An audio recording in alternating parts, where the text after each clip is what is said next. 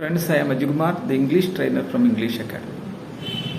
Remember, has to and have to and had to are three important uses in English.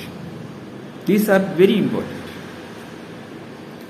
ഇതിൻ്റെ Malayalam meaning പറഞ്ഞാൽ has to, have to, had to നമ്മൾ ഉപയോഗിക്കുന്ന Malayalam context പറഞ്ഞാൽ ഒരു കാര്യം നിർബന്ധപൂർവം ചെയ്യേണ്ടതായിട്ടുണ്ട്, കടമയോടുകൂടി ചെയ്യേണ്ടതായിട്ടുണ്ട്, ആ കാര്യം ചെയ്യേണ്ടതായിട്ടുണ്ട് എന്നൊക്കെ പറയുന്നതിനുള്ള മീനിങ്ങിലാണ്. ചെയ്യേണ്ടതായിട്ടുണ്ട്, ചെയ്യണം എന്നൊക്കെ പറയുന്നതിനുള്ള മീനിങ്ങിലാണ്.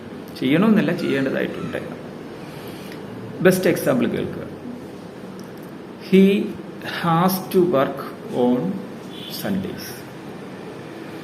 He has to, he subject singular ആയതുകൊണ്ട് has to. They have to work on Sundays. They plural ആയതുകൊണ്ട് ഹാവ് ടു. അപ്പോൾ നിങ്ങൾ അത് മാത്രം ഓർത്താൽ മതി. Singular has to, plural have to. ഇത് നെഗറ്റീവ് ആക്കുമ്പോൾ ഉള്ള കാര്യം ഓർക്കുക. He has to work on Sundays എന്നുള്ളത് he doesn't has to work on Sundays. ഇനി they have to work on Sundays.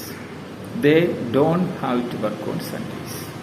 Remember, have to അതിൻ്റെ ഹാസ് ടു, ഹാഡ് ടു.